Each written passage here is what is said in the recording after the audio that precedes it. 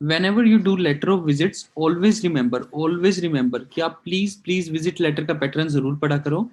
और जैसे मैंने आपको बताया, देखो अभी तक हमने जो लेटर किए वो दोनों डिस्चार्ज लेटर्स थे।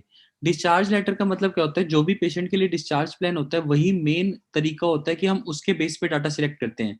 जैसे अभी उसने कहा था लेटर में कि make sure both the parents are instructed well, तो ये डिस्चार्ज प्लान में दिया था। एंटीबायोटिक्स वाली बात डिस्चार्ज प्लान में दी थी।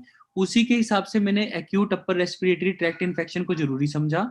मेक श्योर बोथ पेरेंट्स के हिसाब से मैंने समझा कि ये भी बताना पड़ेगा कि दोनों पेरेंट्स को क्यों सिखाना है, कि एक सुबह काम करता है एक शाम को।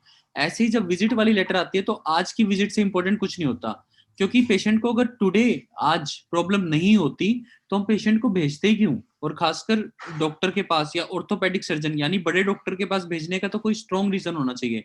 तो बड़े डॉक्टर को तभी रेफर किया जाता है जब कोई स्ट्रॉन्ग प्रॉब्लम हो रखी हो। तो यहीं से हमें रीजन पता लगता है फर्स्ट पैराग्राफ का कि लेटर का पर्पस क्या है। तो यहाँ से देखने में ये पता लग रहा है कि ऑस्टियोआर्थराइटिस है which is not responding to anti inflammatory medication. So this is the main reason कि पहले तो पैरासीटामोल वगैरह काम कर रही होंगी एंटी इन्फ्लामेटरी, आप जितनी मर्जी मेडिकेशन दे दी है सर वो भी काम नहीं कर रही है, इसलिए आपकी असेसमेंट और एडवाइस और हिप रिप्लेसमेंट की जरूरत पड़ सकती है क्योंकि अब कुछ काम ही नहीं कर रहा। So I am writing this letter regarding mister whosoever who has been assessed with osteoarthritis which is not responding to anti-inflammatory medications based on his symptoms and signs. So he is being referred under your expertise for assessment and advice.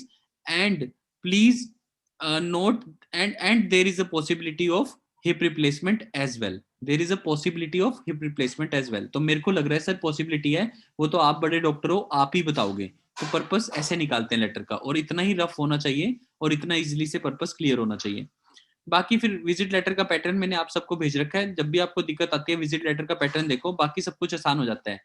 इस visit से पहले जितनी भी बातें होंगी वो हमेशा past में होंगी, चाहे वो यस्टरडे की बात हो चाहे एक महीने, इस केस में एक महीने पुरानी बात है क्योंकि 18 जनवरी और यहाँ पे दे रखे 16 फरवरी।